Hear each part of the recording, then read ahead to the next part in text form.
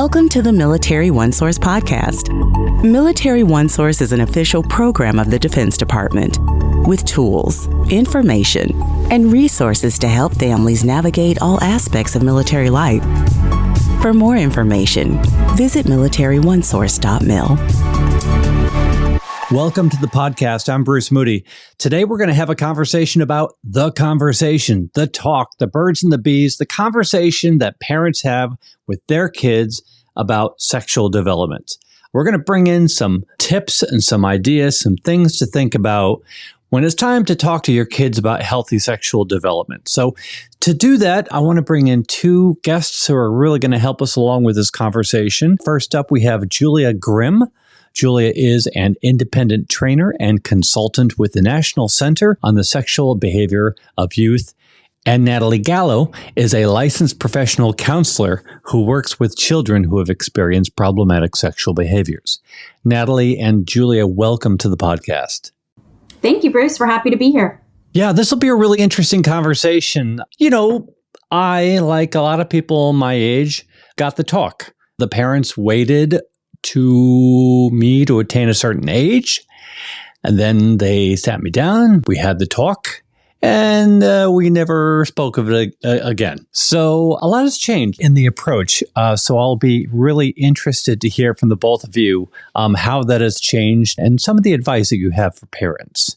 Yeah, Bruce, what you're describing is not at all an uncommon experience for those of us who are adults now and even kids today. We talk with parents all the time who think sort of taking that approach is the way to go because that's what our parents did with us. So we're happy to dispel some myths and give some parents some really applicable tips and guidance to do things a little differently. All right, great. You know, when we talk about the talk, you know, the big sit down, you guys see this very, very differently. This is not a talk. This is something that happens over the years. So how does this start? When do you first start talking about healthy sexual development with your child? And how do you do it? Yeah, that's a great question, Bruce. And one that a lot of parents, if they haven't asked it out loud, it's one that they're wondering. And so we think about healthy sexual development as part of a child's overall development. So we spend a lot of time on their physical, their emotional, their social development. Their sexual development is a big part of that as well. And so we think about this happening in stages really across the lifespan.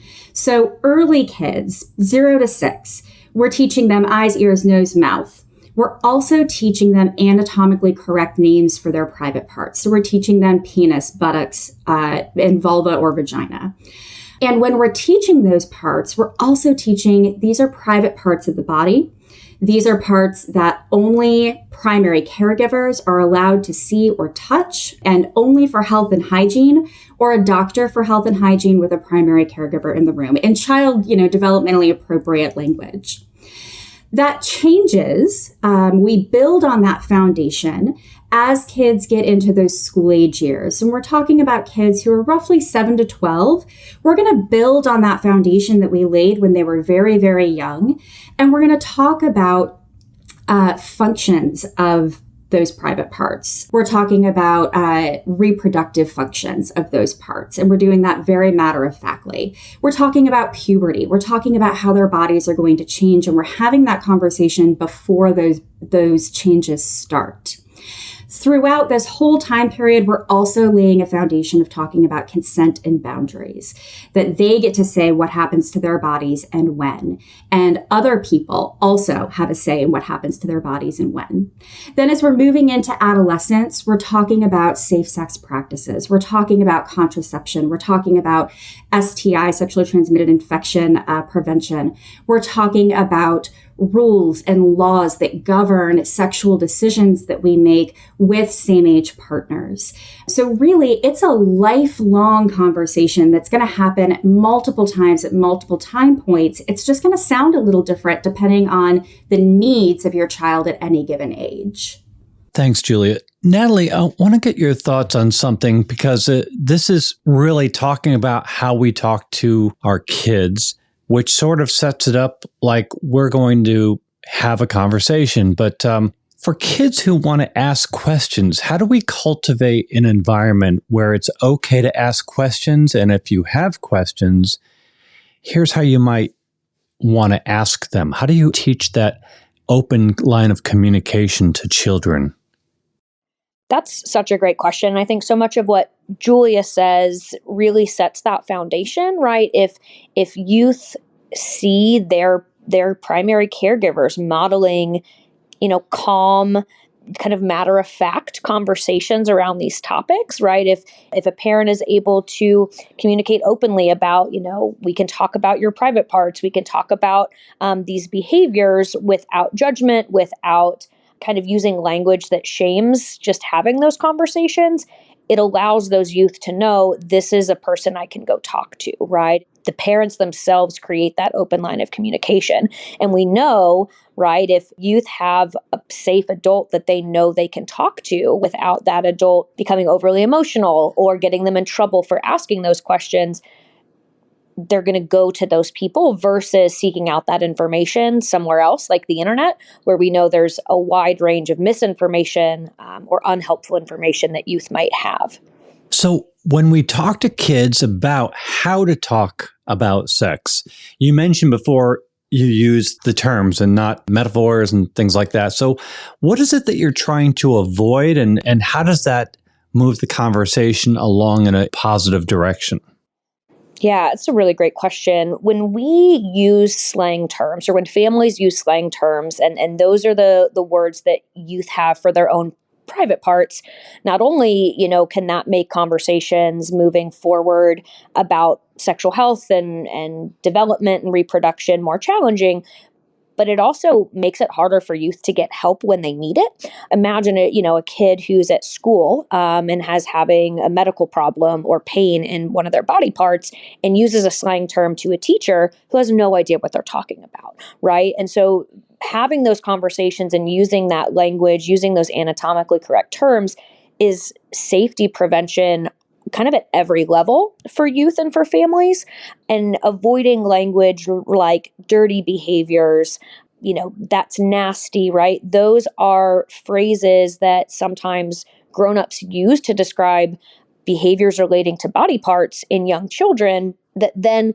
that language can reduce that youth's comfort in communicating about those topics, right? It becomes something hidden. It becomes something that we don't talk about because it's gross, right? Versus if a caregiver sees a behavior that they're not comfortable with or they want to change, talking about that as it relates to safety or family beliefs and values, right? Instead of saying, kid, don't do that. That behavior is nasty. In our house, that's not a behavior that we do, or that's not a behavior that we do when we're out in public, or you need to be in your room if you're going to engage in that behavior, right? We're shifting language in a way that continues to keep conversations open without having youth kind of shy away because they think they might get in trouble, right? Or having accurate language to get the right information that they need. It sounds like what you're trying to set them up for is to be able to have open, honest, curious, and healthy dialogue. And it seems like that is what puts them on a very, very positive path. Conversely, it seems like some of the factors you're trying to address, steering them clear of vulnerabilities and unhealthy behaviors. So by laying a foundation of open and honest communication early and maintaining that open door communication policy on these topics, caregivers, parents have the opportunity to model positive communication skills. They have the opportunity to model information around safe decision making by equipping kids to talk openly and honestly and without shame, and using anatomically correct names for body parts. Should something happen, heaven forbid, it's a parent's worst nightmare, but should something happen like sexual abuse or exposure to sexually explicit media that the child was not prepared for or stumbled into on the internet, we're equipping them to be able to share that experience without fear of being shamed, without fear of being punished, and to share that experience clearly so that they can get help and so that they can move forward from that. Conversely, we're also setting up boundaries, prevention for kids to protect kids from inadvertently or mistakenly engaging in a sexual behavior themselves that could be problematic or harmful to someone else. So it's really important that we're having these conversations so that kids are protected both from experiencing some sort of problematic or abusive sexual behavior and from engaging in that problematic kinds of sexual behavior. Okay, so let's bring the conversation into the military community. We're moving a lot. How can moving to a new community impact a child's peer groups and vulnerability factors? And what can be done to lessen that impact? Yeah, that, again, great questions. One of the trends we're seeing with youth these days is increased time online and increased access to kind of online relationships, and then subsequently kind of challenges with kind of personal face-to-face social skills, and also just with increased time online, access to problematic or unhelpful or unsafe material, whether that be sexual or otherwise. When we think about consistent moving and sort of shifting in children and teens' social groups and social connectivity, right? The risk would be that those online behaviors might increase, or the lack of connection can sort of make it more challenging for youth to have positive pro-social interactions, opportunity to continue to increase social skills, social communication, develop healthy relationships. So one thing for parents to consider, or caregivers to consider as they have to move, given kind of the lifestyle of the military, is just that intentionality around seeking out positive pro-social things for their children and teens to do, whether that's through their school, whether that's just through the community, whether that's intentionally creating time to allow their youth to make friends with folks in that new community where they've moved, that are supervised, that are appropriate, kind of age-appropriate activities. That intentionality from caregivers is going to be a key piece in supporting that, and also increasing that, kind of developmentally appropriate need for online supervision, right? Allowing youth to maintain connections positively to folks where they've lived before is important, and making sure that there's appropriate monitoring of kind of all online behavior, given that youth can unintentionally sometimes find themselves in kind of riskier, problematic situations, given just the uncontrolled nature of the online landscape at times. Yeah, relating to the internet, how does access to the internet affect social and sexual development? Yeah, interestingly enough, I actually spent an hour and a half on a webinar on this very topic this morning. And kids are reporting in recent surveys being online almost constantly. And they're seeking out health information from online sources and don't always have the digital media literacy to parse out what is reputable, medically accurate information versus what an influencer might be sharing with them with the goal of clicks or likes or some sort of monetary compensation. And so it's really becoming increasingly important for parents to monitor the online environment as much as they're monitoring their child's physical environment. And again, this really just comes down to ongoing open conversation and dialogue between trusted adults and youth around how to find accurate, reliable, reputable sources of health information, anything from mental health to sexual health, and how to vet those sources. We're also seeing kids increasingly turn to pornography as a source of sex education. And so having a really clear, direct, honest conversation about pornography much younger than we might think we need to. We're talking with kids about pornography as early as 9 and 10 and 11 years old. The reason for that being that's the average age of exposure online. So they need to know that this is an entertainment industry. It is not representative of healthy sexual behaviors. It is not representative of the kind of consent that we want to see, and that it is rooted in fantasy and entertainment and conversations around family values and reasons why that's inappropriate material for children and youth to be accessing or exposed to.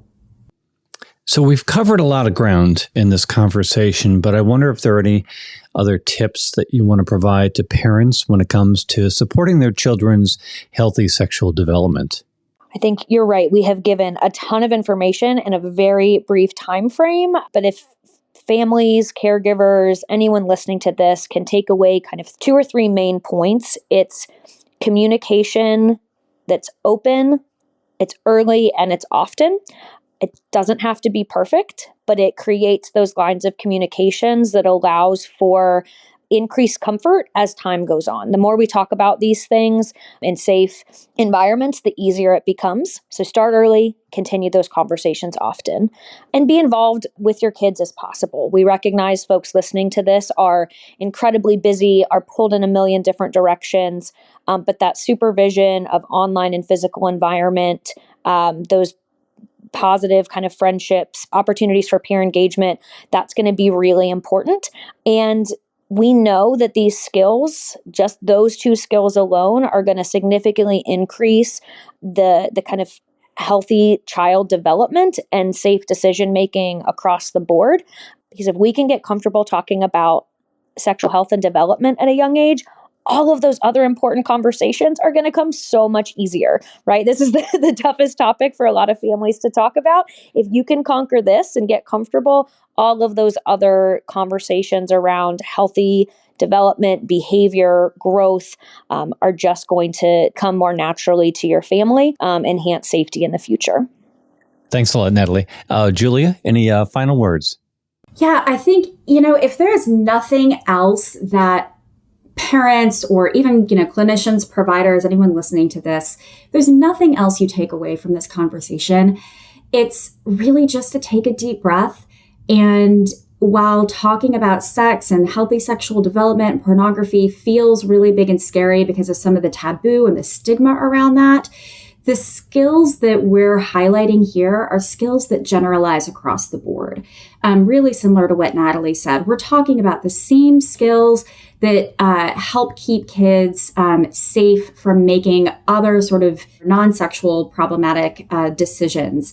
We're talking about skills that keep kids safe from substance use, from falling in with inappropriate or dangerous peer groups. We're talking about skills that promote healthy development across the spectrum of a child's life and across developmental areas. So communication, involvement, supervision, and monitoring. And if you don't know the answer to something, it's okay to say, you know what, I don't know, but let's look it up together and then model for your youth, for your child, how to go about finding reputable, medically accurate information. It's as much about process as it is content, and just being honest and doing your best. Julia and Natalie, you and your colleagues have been on the podcast a number of times, really getting into this topic. We have links to other episodes on this topic that can really help to expand on the subject. So Julia Grimm and Natalie Gallo, thanks for joining us today. Thank you so much. Thank you, Bruce. Absolutely. Want to remind everybody that Military OneSource is an official resource of the Defense Department. We are a website, we're a call center, we're on social media, and we are a podcast. So subscribe to us wherever you listen to your podcast because we cover a whole range of topics to help military families as they navigate military life. I'm Bruce Moody. Thank you so much for listening. Take care. Bye-bye.